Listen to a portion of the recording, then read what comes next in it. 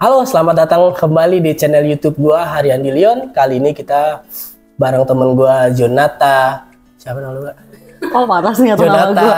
Jonata Pranajaya. Tapi biasa dikenalnya Pranajaya. Jona.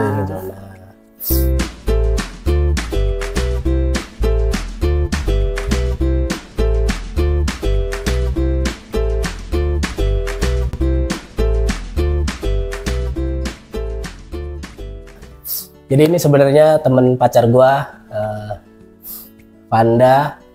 Jadi gue sebenarnya nggak tahu kehidupan lu sama sekali, Kak. Jadi gue bener-beneran interview lu nih nol. Ya kan saling mengenal, supaya nanti makin dekat sama pacar lu dong, ya kan? Jadi kalau ada pertanyaan-pertanyaan bodoh, mohon maaf ya. Gitu. Karena ini gue bener-bener nggak tahu. Sip, dimaafin, tenang aja. Ya. Jadi kita nggak ada briefing, nggak ada briefing script dan lain-lain. Jadi makanya nanti kalau ada salah-salah kata gue minta maaf duluan nih. Oke, sip, dimaafin sebelum itu terjadi, gue udah maafin, tenang aja. Dulu. Ya, aman. Kalau biasanya kan gue kadang-kadang kalau interview orang ada pertanyaannya nggak gitu. Nah, gue males tuh jadinya, gue di otak gue pertanyaan doang. Pokoknya ngalir aja lah ya. Oke. Ya paling nanti makanya gue bilang di edit. Kalau lu ada yang, oh ini nggak boleh tayang, ntar lu tinggal ngomongin aja. Siap, aman. Gitu, oke. Kak Jona nih tersinggung kalau ditanya umur berapa sekarang? Langsung menghela nafas. Coba tebak aja lah sendiri ya, kira-kira umur berapa kurang lebih lah ya. Ntar saya tulis di sini. Oh my God, jangan hilang ya. Nah, soalnya kenapa gue nanya gitu karena gue tahu pekerjaan lu adalah guru balet. Oh. Gitu. Kenapa gue bertanya umur? Biasanya orang itu ikut balet tuh dari umur berapa sih sampai berapa maksimalnya? Jadi gini, kayak kita spill deh akhirnya ya.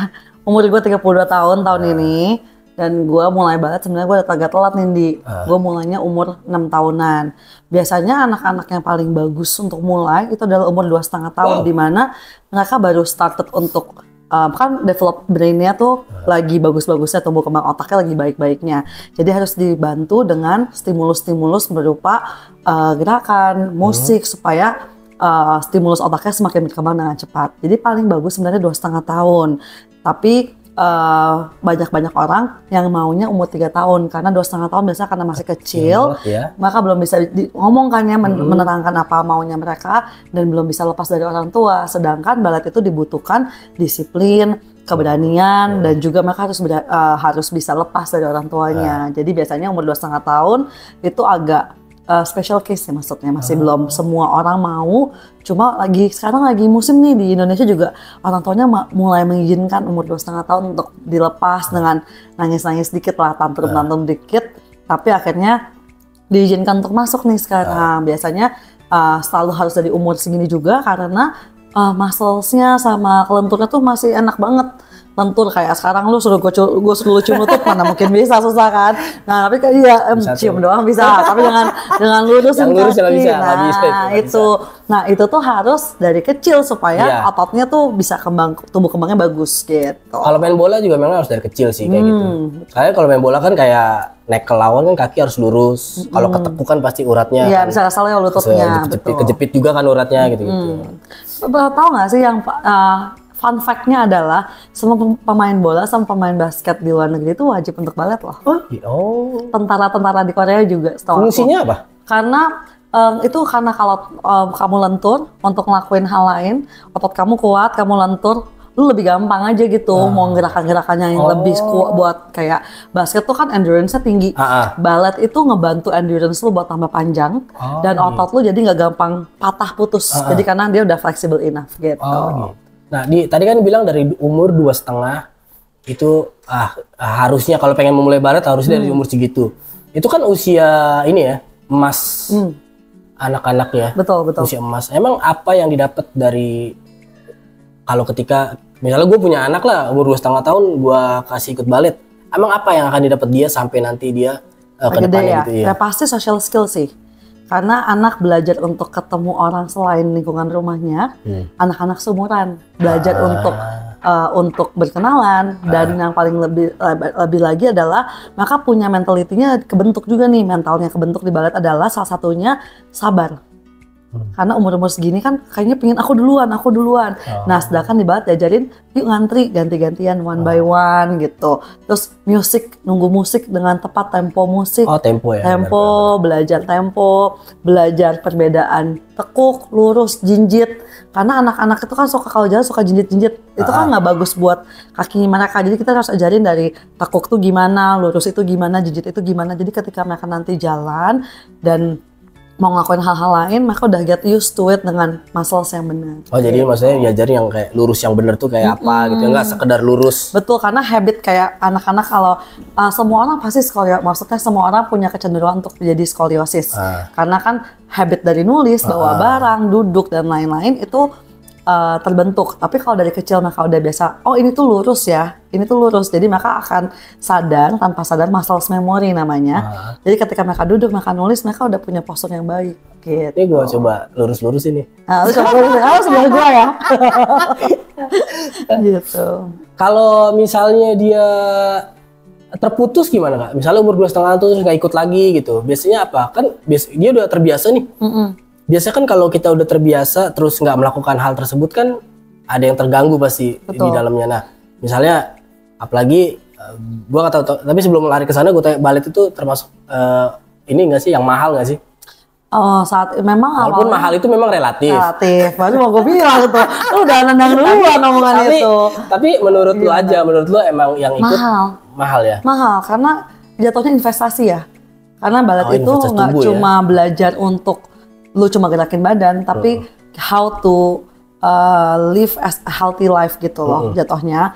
Terus belajar tentang lu how to endure the pain yang lu akan hadapin nanti waktu lu tua. Dan ketika lu growing up pasti kan ada pain yang dihadapin. Dan ketika biasanya orang-orang yang ngelakuin sports atau mostly ballet nih ya, mereka udah terbiasa dengan pain dan mereka tahu cara kontrol diri mereka sendiri. Jadi you pay your kids untuk ikutan ballet untuk ke situ tuh tujuannya, investasi tubuh, investasi mental gitu. Nah, balik ke yang tadi, kalau misalnya dia umur 2,5 tahun, ekonomi keluarganya oke untuk lesin balet, tiba-tiba di umur berapa dia stop putus, gitu ya. Stop gitu. Biasanya kalau stopnya umurnya udah agak gedean, umur 12-an gitu, mereka udah punya pola ngebentuk latihan mereka sendiri. Jadi meskipun udah stop, mereka tetap bisa lanjutin latihannya. Secara pribadi mungkin. Secara pribadi. Cuma memang kesempatan untuk getting the knowledge more itu agak kurang, karena gimana pun juga balet itu kan gradually-nya going up. Jadi gerakannya akan sama, tapi tingkat kesulitannya akan lebih tinggi gitu. Nah itu yang harus dilakuin. Jadi kayak gerakannya sama dilakuin berulang-ulang kali dengan cara yang berbeda aja gitu. Cuma jadi kalau misalnya kamu stop di tengah jalan, ya mungkin akan berkurangnya di kakunya kamu jadi makin kaku.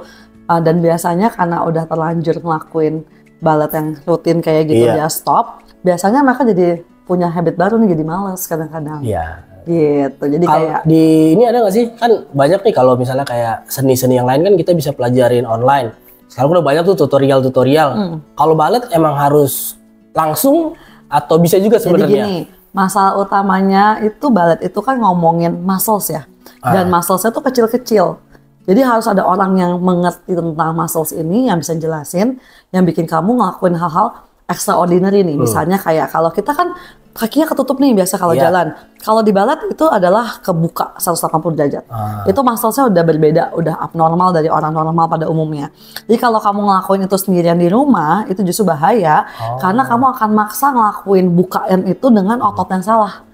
At the end of the day, itu yang bikin kamu jadi keseleo, kamu jadi kehilangan badan yang kuat, itu jadi malah nggak dapet gitu. Jadi berarti pandemi kemarin total off dong?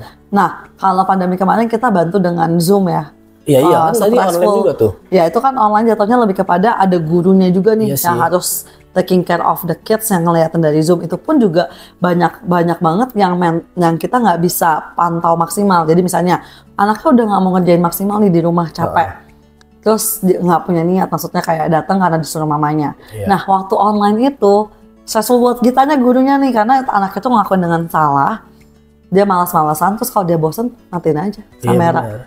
Udah kesel ya nanti ujung-ujungnya. Itu yang bahaya. Jadi sebenarnya nggak disarankan sih untuk online. Soalnya kan sekarang kan banyak ya kalau mau belajar. Ya misalnya anggap aja, misalnya kita ada orang nggak punya duit tapi kayaknya gue pengen belajar balet gitu. Kayak siapa ya? Siapa tuh? Anak angkat Deddy Corbuzier. Oh, Nada murid gua. Oh iya, Nada kan yang itu kan bilang nggak punya jadi gini, uang kan. Awal mulanya kan dia, itu. awal mulanya memang kan masih mampu nih. Nah, dia masuk ke sekolah balet itu kalau dia dari kecil udah growing up sama sekolah balet kita nih, apalagi dia aktif di berbagai macam kegiatan dan memang kita lihat ada talentanya di situ. Kalau mereka bilang nggak ada duit, biasanya kita akan sponsorin dengan namanya scholarship. Jadi ada kemungkinan, jadi bukan karena kamu nggak ada duit, kamu nggak bisa. Aku pun juga dulu sempat keadaan keluargaku lagi bangkrut, nggak ada bisa biayain aku. Aku harus berhenti sebenarnya. Tapi bos aku ngajak aku, terus aku dapat scholarship dan akhirnya aku jadi ngajar sekarang. Gitu. Ya soalnya kan, ya misalnya kan sekarang kan talenta orang kan udah semakin random ya. Betul. Dulu zamannya ya gua dan teman-teman pasti kan mau jadi dokter, polisi. Ya gitu-gitu aja kan. Sekarang bakal ada orang pengen jadi YouTuber. Iya, gitu. ada macam-macam. Semakin randomnya kan, misalnya tiba-tiba dia ngeliat YouTube, aku pengen jadi apa sebutannya sih kalau balerina kalau balet. Kalau cewek enggak? Cewek. Cowok sama? Cowok balerino. Oh beda. Ya. If I'm not mistaken ya. Gue juga agak lupa lagi yang cowok apa ya. Kayaknya balerino sih seingat gue. Oke, misalnya tiba-tiba dia ngeliat YouTube, gue pengen jadi balerina deh. Terus gue nggak punya uang. Makanya gue ngomong situ, kalau kita, gue nggak punya duit tapi pengen jadi gitaris, kayak gue bisa belajar gitu. Berarti kalau sayangnya balet itu nggak bisa otodidak. Iya, sayangnya balet itu nggak bisa otodidak. Mungkin cuma untuk ikut-ikutin gerakannya bisa aja, tapi apa melakukan dengan benar itu agak susah tanpa guru. Gitu. Tapi kalau beasiswa gitu ada nggak? Atau tetap harus dites dulu? Misalnya anak gue nggak punya uang tapi gue cari beasiswa balet, ada nggak sih? Agak susah karena kayak di mana-mana di luar negeri pun kayak cuma untuk kalau mau beasiswa mereka ada namanya audition online, di mana dia akan lihat kemampuannya. Harus bisa dulu dong berarti. Karena memang tidak bisa kayak musisi kan sama juga kayak kamu dapat scholarship piano dan lain-lain, kamu harus bisa dulu baru dapat scholarshipnya gitu. Nah, berarti dari ikut balet dari umur berapa? Aku 6 tahun. 6 tahun. 6 tahun, lama ya. Kenapa pilihannya balet? Kan ada, ini balet ini termasuk dance gak sih? Jadi atau atletik? Dance, jatuhnya dance. Oh, jatuhnya dance tetap ya? Dance dan atletik sih together. Karena kan gimana pun juga dancer itu adalah atlet, ya kan ya. Karena kita expand our capacity dari muscles-nya kita nih untuk ngelakuin kayak misalnya kalau lari itu minimal harus lari kayak 2 jam sehari. Balet itu kalau mau bagus minimal 3-4 jam sehari. Terus dengan robek-robek kakinya, lututnya, kukunya kecabut. Oh, itu yang nggak pernah kelihatan ya? Itu yang nggak pernah kelihatan. Dan ketika kamu di atas panggung, ada banyak banget kejadian orang kaki keseleo, tapi the show must go on. And they need to keep pointing the toes and smile on the face. Orang nggak tahu dia keseleo. Orang nggak tahu dia baru keluar dari rumah sakit karena habis cabut infus. Itu yang orang nggak pernah lihat. That's the truth yang ada di balik sepatu pontius sekali yang kalian lihat itulah gitu. Kak Jonas sendiri berarti pilihannya kenapa ikut balet? Jadi, kan ada dance, kan gue liat lo kan, kita kan teman gereja nih. Iya guys. Kak Jonas ngedance, kayaknya semua aliran bisa. Kalau cari aliran gaib nggak ya? Itu nggak bisa itu gue kalau aliran gaib, sorry banget. Jadi Kak Jonas tuh kalau di gereja dia bisa modern dance bisa, tamborin bisa. Tapi ternyata di luar itu ternyata ikutnya malah balet. Apa semuanya dipelajari juga? Jadi sebenarnya kalau di balet itu di tempat balet aku terutama memang diajarin harus bisa penari itu harus bisa semua tarian. Karena awalnya basicnya klasik kayak kalau main piano klasik dulu, nanti baru bisa pop. Kalau klasik, kalau orang udah bisa klasik biasanya semuanya tuh enteng lebih gampang karena tekniknya kuat. Jazz apa itu udah gampang. Nah itu balet itu tuh klasiknya gitu. Jadi kalau udah bisa balet, ngapa-ngapain yang lain tuh lebih gampang. Dan memang kalau di sekolah balet aku kita harus bisa jazz, modern dance, hip hop semuanya dipelajari. Oh jadi balet itu istilahnya klasiknya kalau di musik ya. Betul. Soalnya kalau orang kita tuh ya, kayak gue pernah ngeliat interview siapa gitu, cara megang gitar terus hostnya bilang, lu pernah ikut ini ya? Iya dulu belajar les klasik. Oh iya kelihatan cara megang gitarnya gitu-gitu. Berarti kayaknya kalau orang ngerti kali ya dance ya, mungkin kelihatan ya. Oh kayaknya orang ikut balet. Biasanya kelihatan dari posturnya terus lebih lentur dan lain-lainnya tuh lebih kelihatan aja sih. Berarti emang balet tuh kayak dasarnya supaya. Tapi kalau orang yang kalau yang nggak ikut biasanya apa? Biasanya kalau nggak ikut balet kendalanya apa Kak? Biasanya Kira-kira. lebih agak susah mencerna beberapa gerakan. Maksudnya kalau nari itu yang paling susah adalah koordinasi antara tangan kanan, tangan kiri, kaki kanan dan kaki kiri dan kepala. Di mana harus gerak semuanya dengan cara yang berbeda dan arah yang berbeda. Bisa dilihat ya nih pacarnya Anda sebelah sana mengatakan iya gitu kan.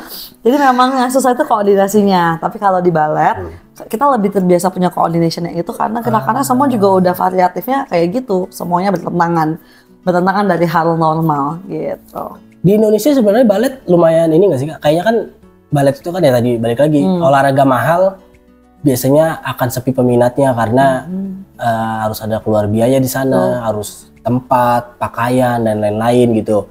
Pakaiannya memang harus khusus atau sebenarnya bisa khusus kan? Ya karena kayak berenang itu kenapa nggak boleh pakai baju yang kaos sama celana pendek buat berenang? Sesimpel karena itu jadinya tubuh kamu lebih berat untuk bergerak. Kalau di balet itu harus pakai baju lebih ketat lagi dan seminim mungkin bukan untuk erotis, seksi dan lain-lain, tapi lebih kepada kita mesti ngelihat alignment-nya. Namanya kalau di balet sebutnya alignment atau kayak garis tubuhnya. Jadi kalau miring sedikit itu mempengaruhi senternya dia. Jadi kalau gerakannya mau muter mau apa, kalau dia miring dikit itu tuh bisa jatuh. Makanya kenapa harus pakai baju seminim mungkin. Nah, kostumnya harus khusus. Kayak kita biar muscles yang ada dalam tubuhnya kelihatan dengan lebih jelas. Gitu. Nah, berarti kalau sekarang kan makin maju, orang tua juga banyak yang lebih pemikirannya lebih maju lah gitu, lebih ngerti.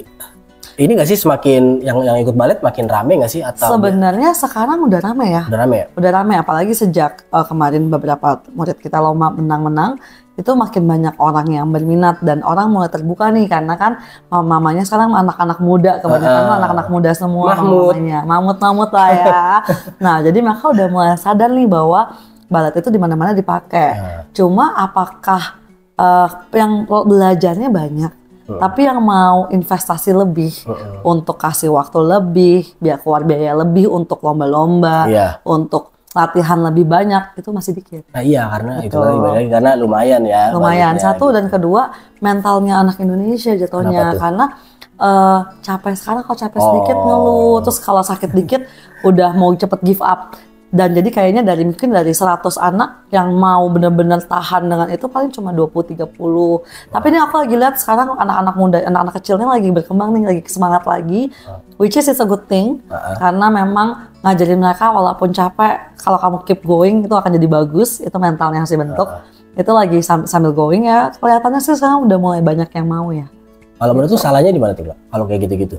Lebih kepada karena kebanyakan nonton sosial media. Jadi kayak screen time-nya terlalu banyak buat anak-anak. Jadi maka terbiasa melihat ini kok gampang, itu gampang. Padahal mereka nggak tahu yang dilihat di sosial media yang kelihatannya gampang itu juga melalui banyak proses kan. Orang nggak lihat prosesnya, mereka cuma lihat hasilnya, akhirnya mereka get used to the things yang everything instant lah gitu. Jadi begitu dia harus menghadapi balet yang mereka lihat di sosial media kan kayaknya gampang banget. Kayak mereka lihat nada nih ya. Salah satu gampangnya sorry banget aku membawa nama kamu.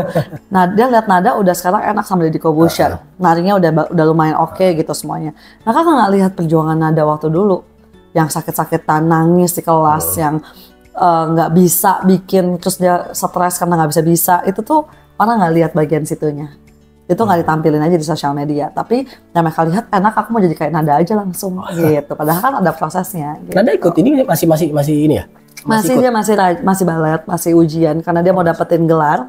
Jadi kalau kita tuh pakai sistemnya ambil gelar dari London Royal Ballet. Jadi misalnya dia udah nyampe umur, misalnya dia udah lulus namanya Advanced 2. Advanced 2 tuh kayak SMA-nya balet lah ya.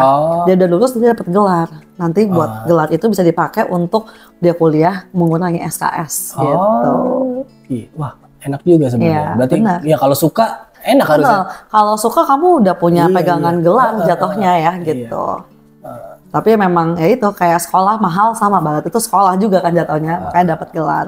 Ya soalnya kayak beberapa olahraga kan termasuk yang kurang nih di Indonesia gitu. Basket rame peminatnya tapi untuk turun agak sulit karena sepatunya mahal, harus lapangan sewa dan lain-lain itu benar. Gitu. Makanya peminatnya kurang. Tapi kalau negara yang baletnya rame itu negara mana? Wah banyak loh kalau mau ngomongin Asian nih ya. Saat ini banyak juga ya? Asia banyak banget. Jepang dan Korea tuh best. Mereka keren banget. Malah Korea, Jepang, sama Taiwan, yang China apalagi, mereka punya SMA khusus sekolah balet. Wah. Jadi mereka banyakkan baletnya. Oh, di Indonesia ada bola. Nah, tapi tuh kayak masih dikit ya. Kalau di Korea tuh banyak banget dan itu diakuin pemerintah dan disupport pemerintah ya. Jadi mereka tuh sekolah SMA-nya tuh balet gitu. Karena di sekolah SMA-nya balet, lanjutinnya dia kuliahnya ada balet juga. Terus at the end of the day dia tentuin lagi nih, aku mau jadi company dancer atau aku udah cari kerjaan lain. Itu macam-macam gitu. Cuma mostly mereka biasanya nerusin terus sampai kuliah kalau di Korea, Jepang gitu ya. Mereka terusin sampai kuliah. Terus ya udah, kalau mereka emang nggak mau, mereka bikin bisnis sendiri, mereka lanjut ngajar gitu. Ya kalau di Indonesia, gue nggak tahu ya. Tapi yang negeri adanya sekolah sepak bola tuh. Kalau di Jakarta ada di Ragunan tuh punya. Setahu gue pemerintah, biasanya swasta sih. Kalau nari tuh ada Jakarta di tim ya, apa ya namanya ya? Oh di tim kampus, ada? Iya, kuliah.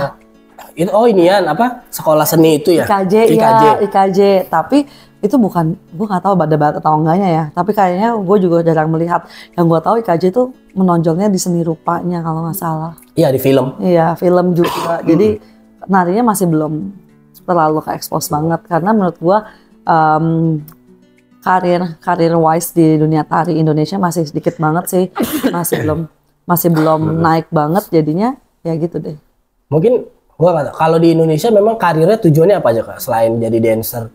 Yang pasti jadi koreografer bisa, jadi guru itu menjanjikan banget sih, karena banyak orang mau belajar nari tapi nggak semua orang mau jadi guru ya, karena jadi guru kan butuh dedikasi juga. Betul. Nah jadi kayaknya it's menjanjikan banget jadi guru juga. Atau kamu kalau punya uang lebih dan kamu mau investasi, you can open a ballet school atau cari kayak franchise dari sekolah balet mana gitu. Ya, mengajar itu kan nggak cuma sekedar bisa ya. Betul. Ya, banyak orang yang bisa ngedance tapi ngajar belum tentu bisa. Iya. Yang ada emosi mulu.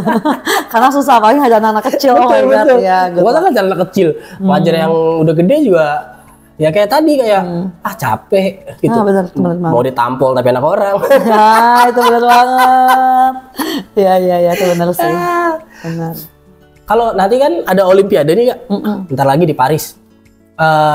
Indonesia udah pernah belum? Apa jauh banget masih untuk menuju ke sana?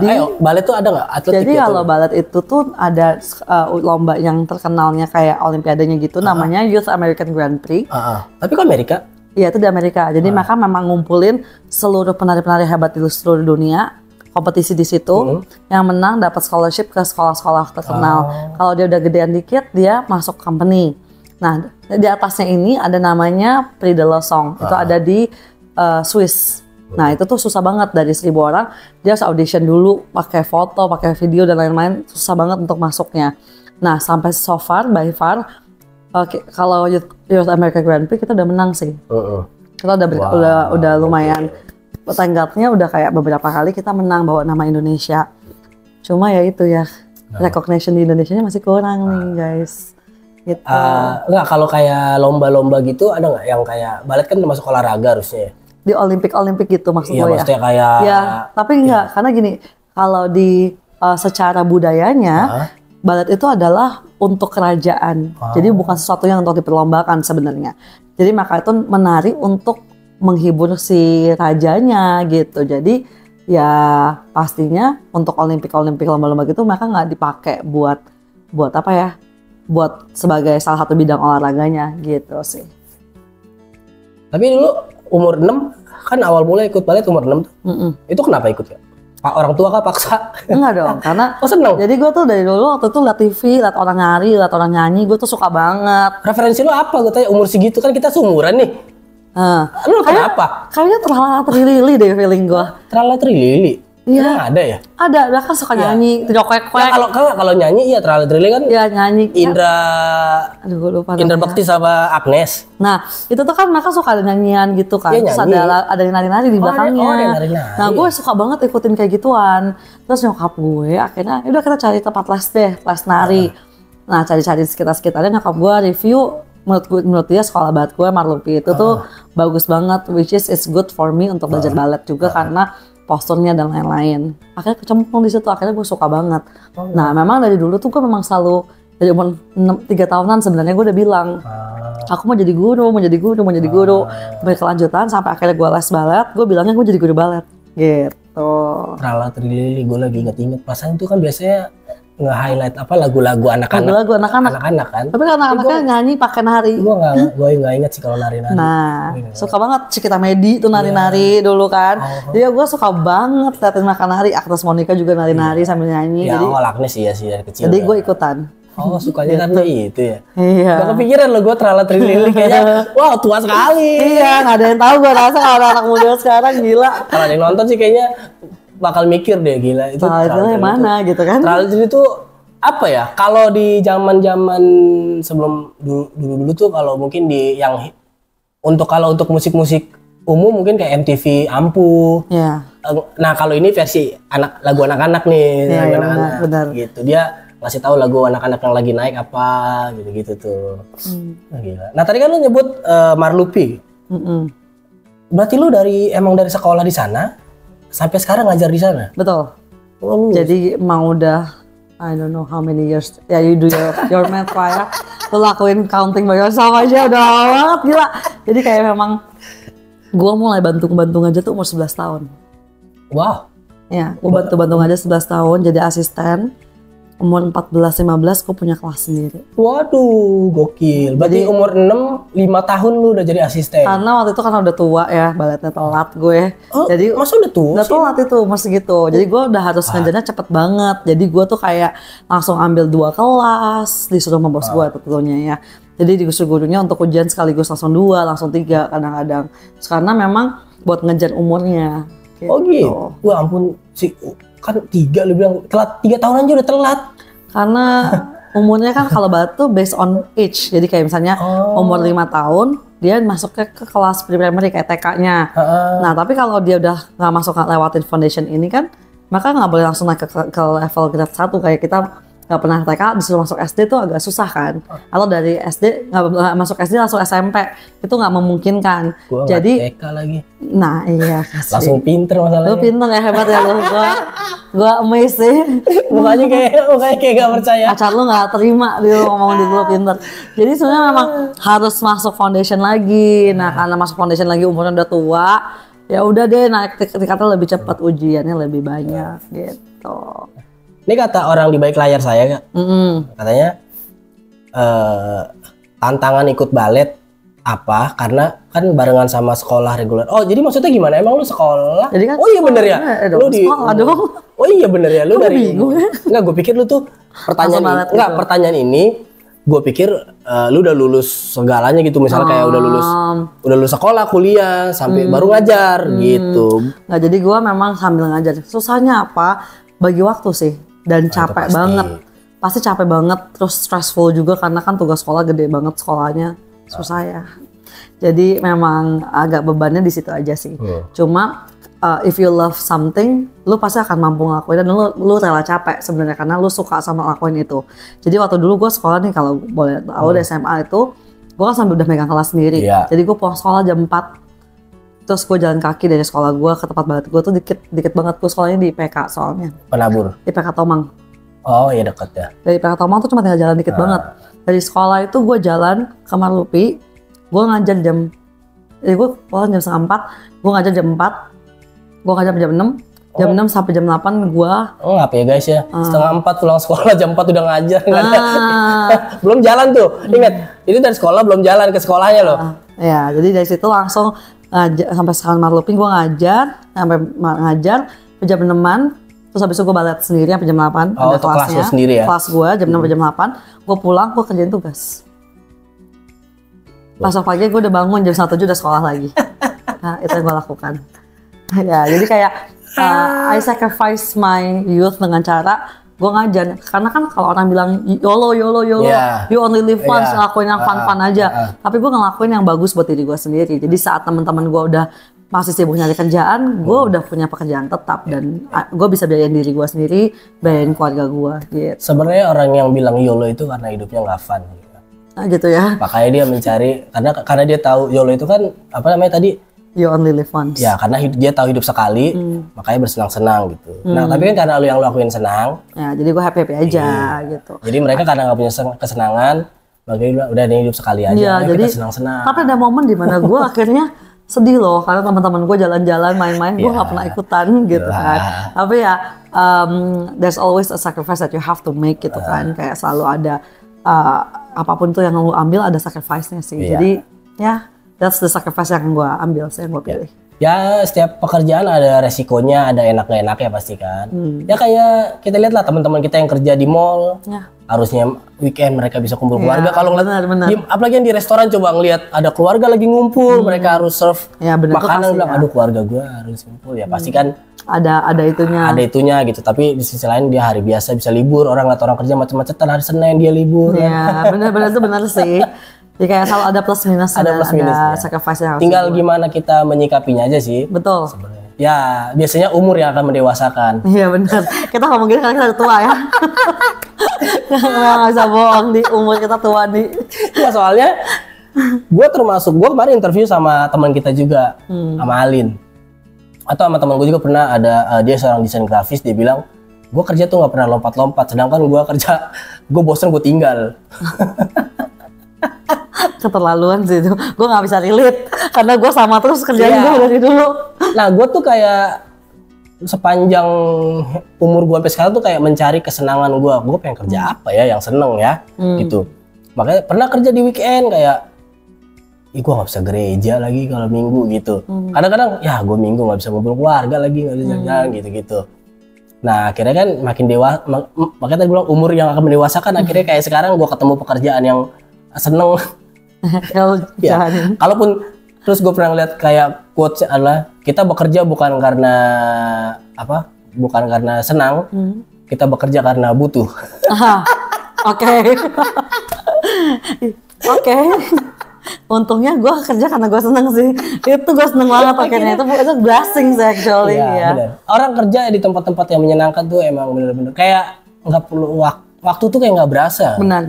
Kayak gue setahun tuh cepet banget karena yang gue lakuin adalah hal-hal yang gue suka memang. Iya, benar. Ada nggak momen-momen dimana gue bosen? Ada lah ya, namanya manusia, bosen, capek, pingin udahan tuh ada. Cuma balik lagi, gue akan mencari lagi apa yang gue suka ini. Akhirnya balik lagi.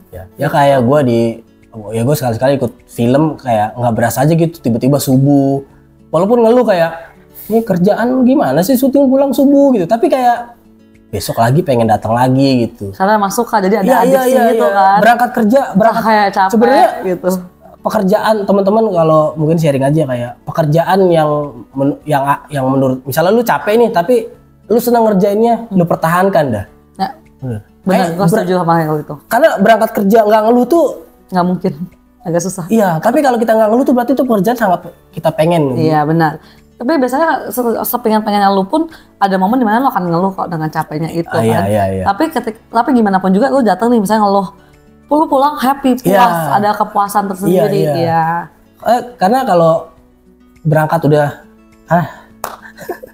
kayak itu udah cari kerjaan lain nih kalau nggak. Ya kalau nggak balik lagi tadi kerja bukan karena suka, ya udah karena butuh aja, emang butuh duitnya. Benar, itu benar banget. Tapi kasihan kalau sudah belajar untuk mencintai pekerjaan itu penting sih karena hampir 3/4 kehidupan lo akan kerja. Iya betul. Nah ngomongin tadi lu pernah jenuh dan lain-lain, titik burnout parah pernah nggak ngerasain? Pernah lah.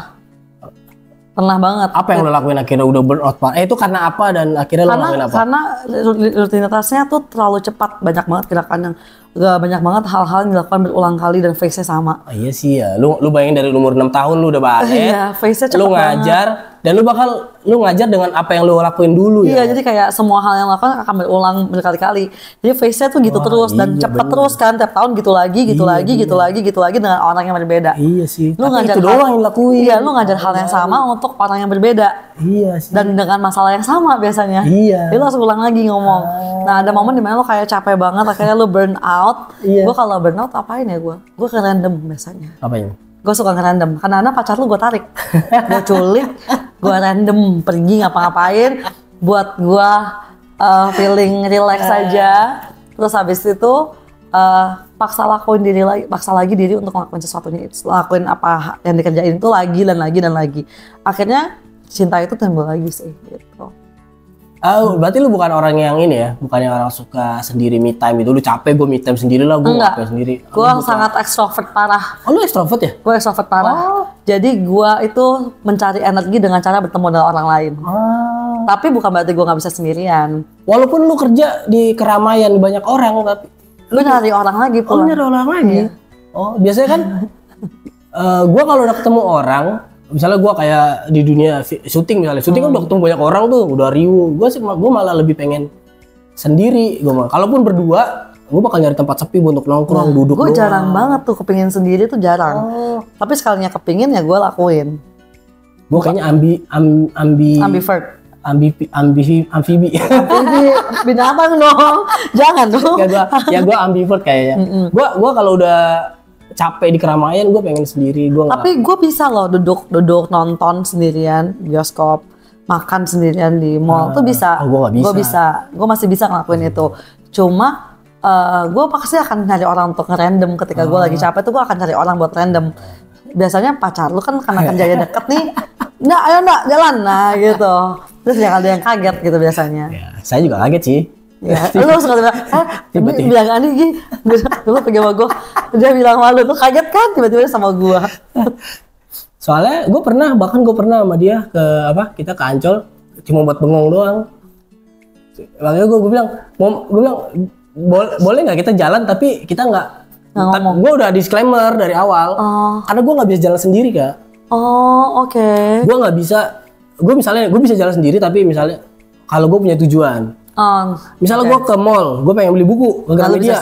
Bisa, tapi gue habis beli buku pulang. Oke. Gue nggak bisa tuh muter-muter mall sendirian. Bisa sih. Ngapain tuh? Gue nggak bisa.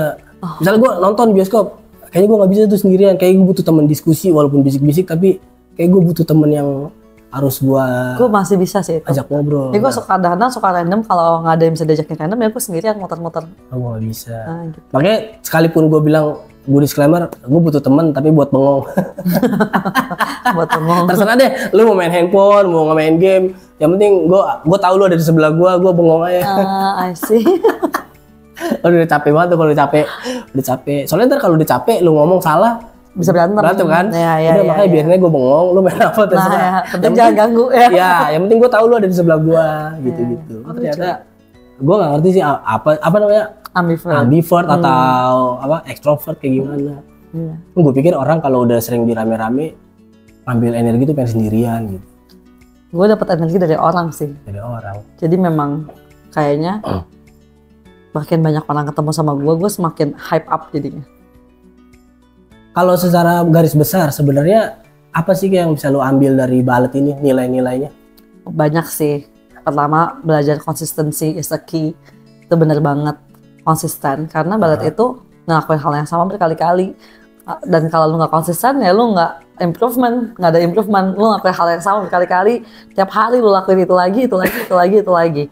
Ya, konsisten harus dapat. Disiplin sih, disiplin waktu, disiplin mental lu juga, disiplinin lu punya keinginan diri lu sendiri tuh harus gede banget. Jadi kayak disiplinin waktu, lu nggak boleh telat. Lu kalau telat, lu rugi karena lu telat lu nggak ada waktu untuk pemanasan, ujung-ujungnya lu keseleo.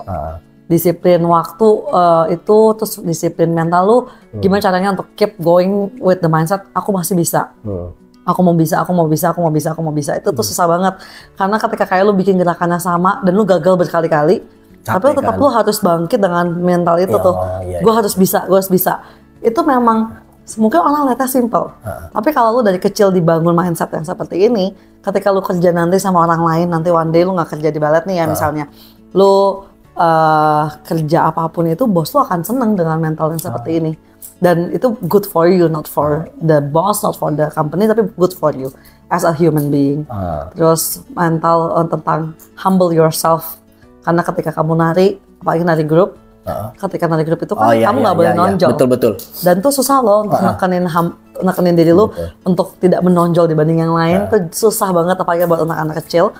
Humble yourself enough untuk understanding that, humble yourself enough untuk listen to correction. Dan lu nggak pernah ngerasa benar jadinya, maksudnya. Berarti di Ballet tuh kayak lu kalau jadi bintang semua. Iya, ya, betul. Iya. Karena kayak misalnya nih suatu company berjalan tanpa corps de balletnya yang rame-rame di belakangnya, pertunjukannya nggak cakep. Betul. Tapi cuma misalnya nggak ada solonya pun juga jelek. Jadi memang semuanya saling menguntungkan dan saling membutuhkan. Gue selalu percaya nggak ada peran yang terlalu kecil untuk pertunjukan.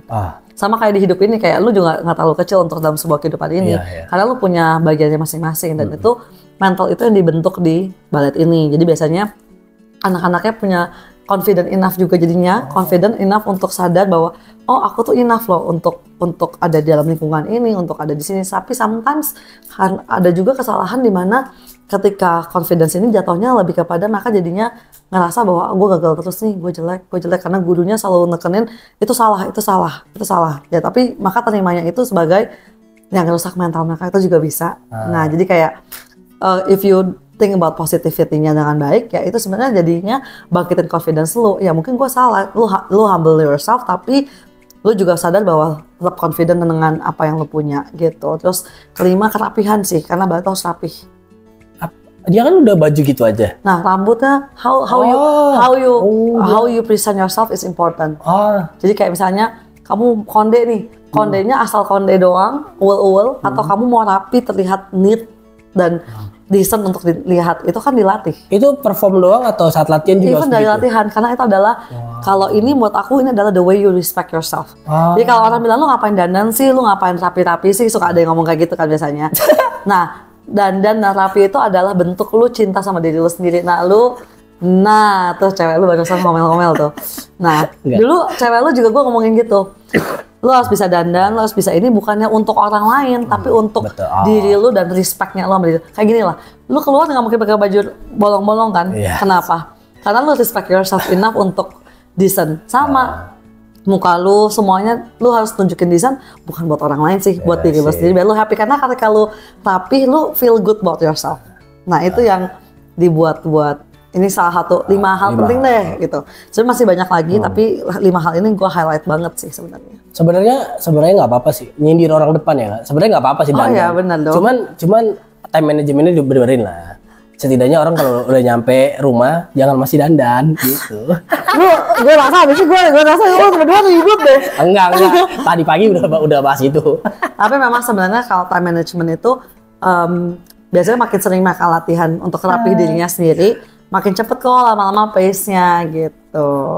Tapi mungkin nggak tahu ya, ini kan balik lagi ke mentalnya masing-masing ya, mindsetnya masing-masing. Kadang-kadang dia ngelakuin hobi itu disiplin gitu, tapi ketika keluar tidak dilakukan disiplinnya. Karena nggak tahu ya, apakah karena ada punishment dan lain-lain. Kayak ya misalnya ada orang datang ke latihan on time gitu, dan balet juga ngaturin banyak lah, kayak ngajarin banyak 5 hal tadi gitu. Tapi pas di luar tuh nggak kepake gitu karena biasanya gini sih. Biasanya kalau misalnya kamu udah hampir ngelakuin kayak gitu, udah banyak banget jamnya untuk kamu do the same thing kayak gitu, kebentuk habit nggak sih? Ya harusnya. Ya kan, jadinya biasanya kalau dari hobi aja kamu bisa bentuk habit yang bagus, biasanya itu bisa di-apply ke kehidupan yang normal sih. Biasanya kalau kayak anak-anak muda tuh jadinya, yang aku tahu ya, mostly people yang udah doing that kind of habit, begitu dibawa keluar, mereka juga jadi nggak enak ketika orang lain tidak melakukan hal itu. Jadinya mereka ngerasa kayak, ih gue nggak bisa respect, lu nggak di-respect nih. Jadi kalau di balet itu kan selalu diomongin nih, you have to respect, the first pasti respect yourself dengan cara being neat, not late, dan lain-lain itu untuk respect yourself. Kedua, respect the teachers. The teachers itu ngajarin kamu harus respect teachers kamu. Ketiga, kamu respect your friends dengan cara kamu nggak ngulang kesalahan yang sama berkali-kali sampai kelasnya harus stop untuk ngulang buat kamu. Itu respect other people juga kan. Keempat, respect the platform of ballet itself. Misalnya kalau kamu pergi nonton show ballet, kamu nggak mungkin pakai baju hot pants dan tank topan doang, karena platform ballet kan memang untuk kerajaan, jadi pasti pakai dress, pakai baju rapi ya kan. Kalau nonton itu pakai jas. Kayak lu nggak mungkin juga nonton konser, misalnya Taylor Swift lu pakai jas, itu kayak nggak cocok gitu. Nonton bola pakai dress tuh juga nggak cocok. Nonton tenis, tenis tuh harus rapi bener tuh. Aneh tuh. Olahraga udah 1 jam 2 jam pakai rapi, yang kayak polo minimal. Nah, makanya jadi kayak balik lagi, respect the platform of the things that you do kan. Biasanya kalau misalnya kamu udah dilatih terus kayak gitu, ketika ada orang lain yang nggak ngelakuin hal itu, kamu akan rasa aneh. Jadi ketika mereka udah keluar dari hobinya mereka pun, it should be a habit dan mereka akan tetap jalanin itu sih biasanya. Tapi berarti kalau nggak dikontrol anak balet banyak yang nyebelin ya. Keluar, iya kan? Iya. Karena dia udah setidaknya habitnya dia udah bagus. Udah rapih. Iya, ketika ketemu orang tadi kalau gitu sih ya, karena idealis kan jatuhnya, iya. betul. Apalagi mulutnya nggak bisa dijaga. Nah itu susah. Tiba-tiba disampein. Ya makanya harus lihat-lihat juga orangnya biasanya. Biasanya kalau kenapa ada namanya akhirnya orang membiarkan itu terjadi karena ya udahlah ini bukan dunia balet juga jadi harus lebih respect. Ya kan, benar. gitu. Ya. Berarti tapi emang ini diajarin langsung ke orangnya atau biarin mereka mengerti lewat poin-poin itu Kak maksudnya? Pasti harus diajarin sih. Oh secara langsung. Langsung kayak anak kecil. Jadi ini maksudnya misalnya gini, maksudnya tuh supaya kalian begini di luar sana. Kayak misalnya kayak kalau anak-anak kecil habis pipis harus bilang thank you, sorry, something like that itu kan harus diajarin dari kecil. Sama sih dikasih tahu, diajarin gitu. Takutnya cuman tersirat kan? Misalnya kayak kamu di dance di balet diajarin ini tapi kan tidak diomongin. Takut kan nggak semua orang ngerti maknanya kan. Betul. Kalau aku sih biasa ngomongin ke murid aku sih. Jadi biasanya kayak I always tell my student kayak kamu nggak boleh telat. Kalau kamu telat tuh nanti kamu kehilangan waktu untuk belajar yang banyak, bla bla bla bla something like that. Kalau balet sendiri sebenarnya latihannya berapa Kak seminggu? Depends. Kamu maunya jadi apa? Kalau cuma untuk olahraga doang, ya 2 kali cukup. Tergantung. Kalau kamu mau jadi penari yang lebih bagus lagi, dari dua ini kan ada 2 nih, tambah lagi 3, jadi 5 kali lah. Tapi mungkin cuma 8 jam sehari, 8 jam seminggu. 8 jam seminggu. Dikit lah. 2 jam terhari oke lah ya. Yang ketiga ini yang udah mau jadi penari beneran. Nah mau jadi penari beneran tuh butuh 6 jam per hari. Profesional lah. Betul. Ya itu mah hitungnya jam kerja. Ya. Jadi emang pengen tujuannya udah tahu lah ya. Kalau udah latihan segitu kalau lu masih belok-belok sih keterlaluan ya. Kadang-kadang anak-anak tuh udah ngorbanin sekolah, mereka nggak sekolah, mereka mau full time, mau jadi profesional ballet, di tengah-tengah give up. Nah, itu yang suka gue menghadapi itu sekarang. Ada ini ya sebenarnya sih harusnya kalau udah tahu begitu harusnya itu kan jatuhnya ke profesional itu mah udah orang jam kerja 8 jam kan. Iya kalau udah segitu. Itu profesional actually benar, tapi ujung-ujungnya ada yang kayak ternyata aku nggak suka gitu. Setelah aku jalanin 8 jam sehari nih, turns out aku nggak suka sama sekali. Aku cuma suka ini as a hobby gitu. Ya umur-umur inilah, umur-umur labil ya, akan belok kemana-mana gitu. Mau jadi apa? Benar. Tiba-tiba dapat referensi baru, pengen belajar yang lain. Berubah. Gitu. Tapi menurut lu akan sayang nggak kalau kayak begitu? Karena balet kan kalau gue bilang tadi apalagi dia kalau dia ikut dari umur 3 tahun ya, kayak muscle-nya udah kebentuk dan lain-lain, habitnya udah jalan, tiba-tiba putus gitu. Sebenarnya nggak ada ruginya sih belajar balet karena yang kamu dapetin ilmunya jauh lebih banyak. Ketika kamu give up itu ya not turning back aja sih, not turning back as a dancernya. Tapi as a teachernya kan kamu bisa punya knowledge-nya juga.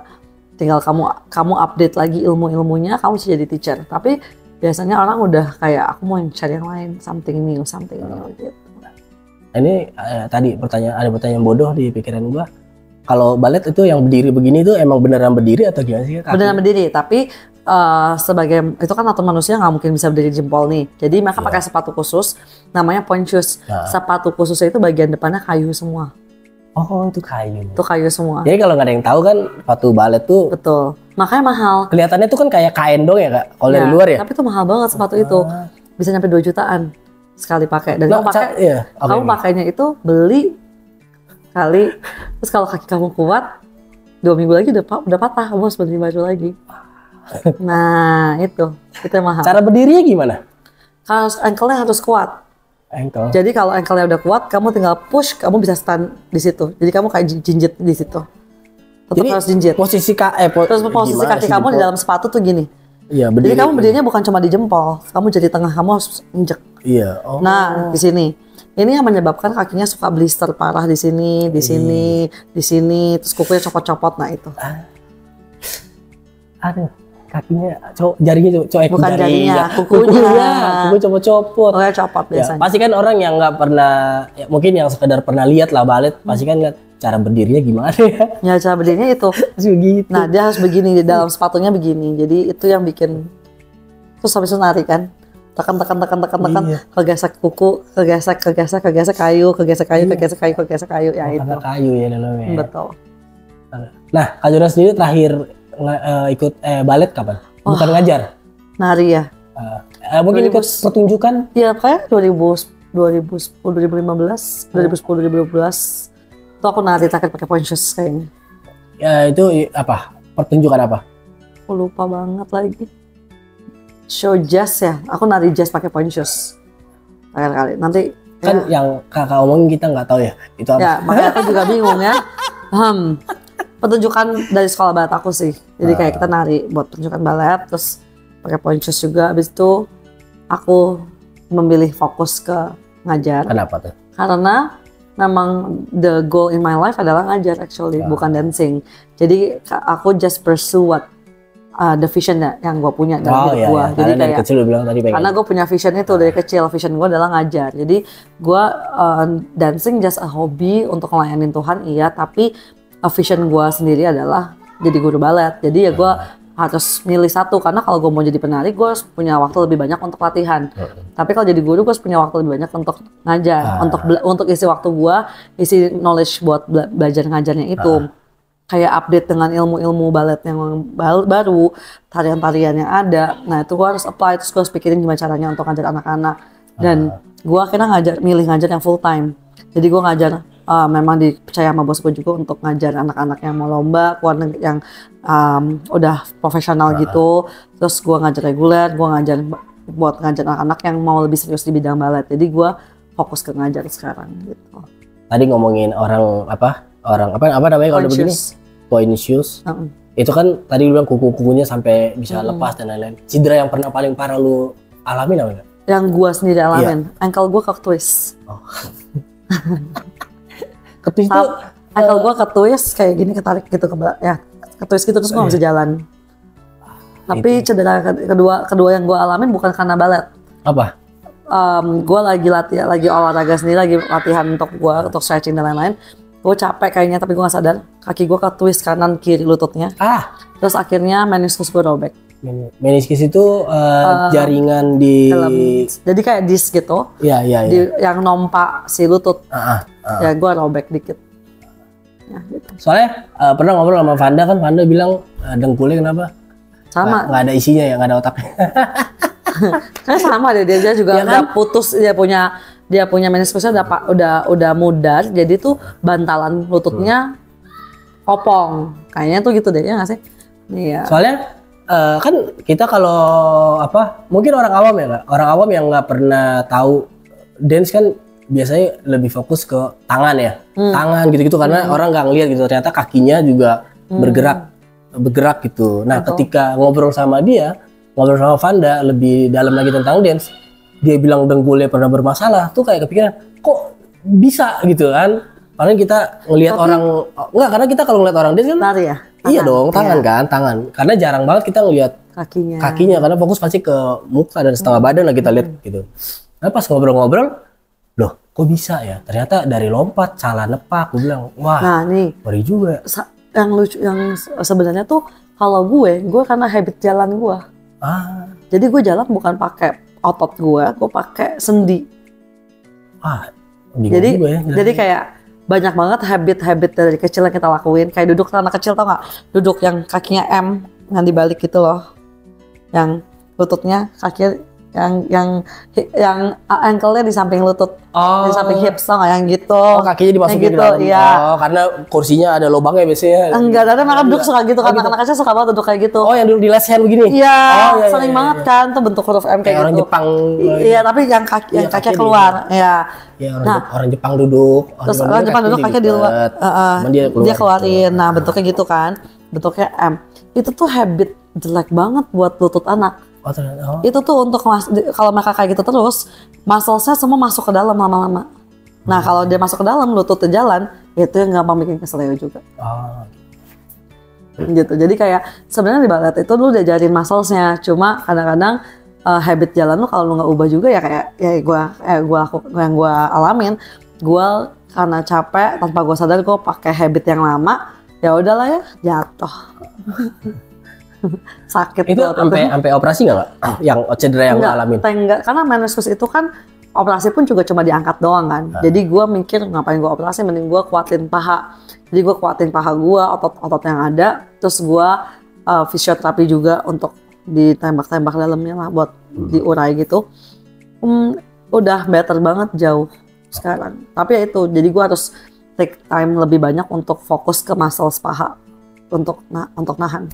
Ya, pertanyaan gue random muter-muter nih ya. Ayo, Kan apa? gue jadi kepikiran, ini kan orang berdiri pakai apa tadi Pak? Kuat sama ankle sampai harus begini pakai jari kan ya.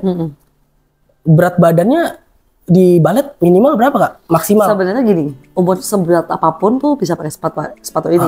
Selama lu ngerti cara distribusi berat badan lu.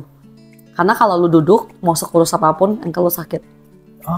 Tapi kalau lu badannya gemuk pun, badan lu pull up, lu tarik badan lu, itu meringankan. Cuma memang tidak sehat aja. Makanya sebenarnya yang paling bagus ya jatuhnya kayak orang selalu bilang balet itu di bawah orang pada umumnya. Berapa? Tergantung tinggi badan. Oh, berarti tinggi badan dengan berat badan diukur, dihitung ya. Dan muscles gitu. Jadi kayak biasanya dicari yang memang punya muscles-nya lebih banyak, muscles-nya lebih banyak daripada itu. Jadi kayak bukan mentingin kurusnya sih kalau soalnya kan kalau lihat balet biasanya kurus-kurus. Iya betul, karena gini, kenapa ada stereotip balet harus kurus adalah karena kalau balet tuh kayak gitu dan dia akan diangkat sama cowoknya kan. Kalau dia gemuk, yang ada ya adegan-adegan diangkat. Namanya Pak Dedu. Jadi kalau dia diangkat-angkat kayak gitu dengan badannya gemuk, kasihan cowoknya, pinggangnya sakit gitu. Ini bukan bullying ya guys ya, cuma kita lagi bayangin. Saya gendut. Ya, kita cuma lagi bayangin nih dia lari terus tiba-tiba diangkat jatuh. Ya, bahaya semua. Bahaya kan buat cowoknya sih. Banyak waktu itu sempat ada kejadian kasus ada masalah gitu gue lupa di luar negeri lah ya, gue lupa di mananya. Ceweknya ini naik cuma 0,5 kilo. Cowoknya udah nggak mau narik sama dia karena pinggangnya sakit. Pinggangnya sakit sama wristnya sakit. Karena itu kan ngaruh kan ke pinggang cowok juga. Jadi makanya kalau kamu ke company di luar negeri gitu, Pak Dedu harus dicari yang berat badannya kurang lebih cocok seimbang cowok ceweknya. Walaupun nggak tahu ya gue. Kadang-kadang lama ya kalau lama. Kadang-kadang lama di atas gitu ya. Udah lama di atas terus habis itu kayak lo harus lempar-lempar juga ya kan. Nggak kasihan gitu. Walaupun dia bisa pakai dengan muscles yang benar, preventing supaya nggak kesleo aja gitu. Ya. Nah, lo dari umur 6 tahun berikut balet nih. Kira-kira udah pernah dapat penghargaan apa aja nih Kak? Apa tuh ya? Ya. Gue juga bingung. Ya masa umur 6 tahun kan lu udah pasti pernah ikut lomba apa gitu. Apalagi lu fokus banget nih dari umur 6 tahun. Penghargaan gue kayaknya pribadi. Penghargaan gue lebih kepada murid-murid gue sih ya. Karena gue memang dari awal fokusnya ke ngajar dari dulu karena vision gue udah ngajar banget. Umur 11 gitu. Udah ngajar ya? Iya, gue lebih suka ngajar gitu. Gue nari lomba-lomba ikut sih, lomba juara 1, juara itu ya. Tapi grup as a group karena waktu itu memang lebih banyakan grup gitu. Dan gue banyakkan fokus ke ngajar. Jadi memang penghargaan terbesar gue adalah murid-murid gue sih. Nah, lu kan terakhir ini ke Amerika ya? Tahun lalu. Iya, Desember kan? Enggak. Desember kapan kan? sih gue? Bukan Desember ya? Bukan, gue Desember di sini kayaknya. Oh, di sini. Yang lu nggak ada tuh kapan ya? Lupa gue udah tahun lalu lah pokoknya lah. Amin. Minggu depan juga nggak ada gue. Oh, nggak ada. Makanya saya sakit. Saya bilang karena dia waktunya bilang, lu balas jam berapa sih tadi pagi ya? Lupa gue, lupa banget balas. Dia baru balas. Dia bilang, oke, aman. Gue bilang gue lagi gak enak badan, tapi waktunya dia susah dicari. Kita kan ketemu cuma Minggu nih. Masalah gue sama dia ketemu cuma hari Minggu, dan Minggunya dia kadang nggak ada. Jadi pasti bilang, oke, ayo gas lah, sebenarnya sakit-sakit dah. Ambil saat di samping gue. Nah, lo udah perjalanan lo ke luar negeri banyak gitu. Apa aja yang pernah dimenangin kira-kira? Tadi lu udah sempat tipis-tipis sih, lu udah bolak-balik Amerika yang itu. Iya, America Grand Prix, juara 1 waktu itu. Terus habis tahun depannya ikutan lagi, juara 1 lagi. Terus ada yang juara 3. Terus tahun lalu waktu gue pergi juga ada yang juara 1, juara 2, juara 3. Jadi sekarang murid gue ada yang di San Francisco Ballet, ada yang di Royal Ballet. Mereka semua dapat scholarship.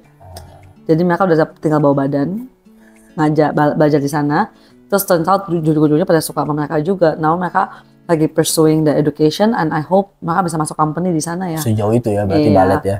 Udah nyampe situ. Terus kayak satu murid gue udah udah lulus dari Australian Ballet, sekarang lagi nyari kerjaan dan dia dapat kerjaan ke Amerika. Jadi mungkin on this July dia akan berangkat ke Amerika untuk kerja gitu. Jadi kayak ya kayaknya gue punya penghargaan terbesar gue adalah the achievement of the kids ya. Iya, menurut lu berhasil lah. Walaupun mereka nggak menang-menang, tapi at least ada improvement aja buat gue, udah achievement buat gue sih.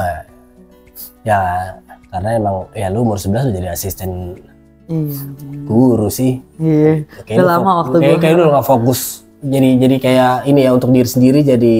Memang gue cuma balet untuk dapat ilmu, dapat gelar, terus udah gue ngajar. Ya gitu. Kalau gue ngeliat tek-tekan lu kan kayaknya orang yang ngetek nih di luar negeri gitu kata gue. Iya. Ngeri juga nih ya. Iya benar. Ini yang di murid-murid dari mana negara soalnya mana? Memang ya. Karena kita menang-menang kemarin di Amerika itu banyak banget dari sekolah balet luar negeri kayak dari Singapura, Malaysia yang paling sering ya. Kemarin juga gue bawa murid ke sini nih dari Taiwan. Maka semua tuh kesini belajar balet sama kita.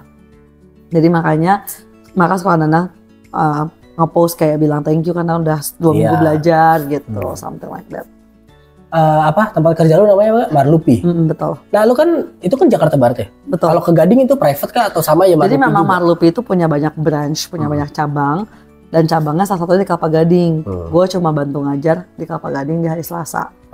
Karena memang masih developing banget yang di Kelapa Gading, jadi gue bantuin gitu. Tapi gue tetap fokusnya gue adalah yang di pusat. Kenapa nggak mau fokus di Kelapa Gading aja? Udah lu aja yang megang nih jadi kepala branch gitu. Enggak, jadi manajer branchnya gitu. Karena soalnya gue di pusat itu anak-anak yang memang udah fokusnya mau jadi penari. Dan memang gue udah komitmen mau bantu itu kan. Tapi kalau ditawarin tuh mau? Kayaknya enggak juga sih, gue lebih milih fokus ke yang di pusat. Ini agak menjebak dikit pertanyaannya ya. Ya, kan cuma nanya. Gak apa-apa kok, boleh bertanya. Ya, boleh. Kalau nggak apa-apa. Lah kali aja orang Marlupi kepikiran. Boleh bertanya. Gerejanya Kelapa Gading. Terus habis itu gue ke Kelapa Gading tiap hari ya. Oh dia jadi. Tapi gue pindah warga Kelapa Gading deh habis ini. Oh dia kayaknya dijadiin branch manager oke. Oh jadi gue habis itu pindah ke Kelapa Gading gitu ya. Iya. Enggak dong, soalnya gue udah dapet kan gue juga di Marlupi kan udah jadi head of part-time programnya. Jadi gue harus ada di situ di pusat gitu. Ya, harus jadi kepala cabang lebih tinggi kok. Masa nggak mau sih? Masa nggak mau nih? Beda tapi kalau di dunia balet sama dunia kerja kantoran beda ya? itu beda. Oh beda. Gitu. Oke Kak, ini terakhir gue mau nanya, kenapa? Ini untuk buka pikiran aja mungkin orang tua kepikiran kenapa harus balet dan lain-lain. Mungkin kan ada dance dan lain-lain. Kenapa anak itu harus dimasukin balet? Kenapa? Untuk terakhir. Kenapa harus masuk balet? Pertama untuk ngajarin anak how to behave well, karena di balet tuh diajarin banget how to behave as a woman yang memang buat di keluarga bangsawan, karena kan memang tujuannya balet adalah ke arah sana ya. Jadi untuk ngebentuk kepribadian mereka, karakter mereka ke arah situ. Kedua disiplin, ketiga konsistensi diajarin, dan keempat postur tubuh yang baik dan kuat buat kedepannya gitu. Jadi jadi investasinya tuh nggak cuma untuk belajar nari doang, tapi banyak banget karakter yang harus dibangun di dalam dunia balet ini sendiri gitu. Terima kasih Kak Jona. Sip, sama-sama. Untuk nilai-nilainya. Ternyata nggak cuma ngomong kerjaan doang, ternyata ada di balet tuh banyak terselip makna-makna kehidupan untuk kita hidup lebih baik. Mantap. Makanya Kak Jona sukses selalu, Thank sehat-sehat, you. sukses karirnya dan pelayanannya. Bye. Amin, bye-bye.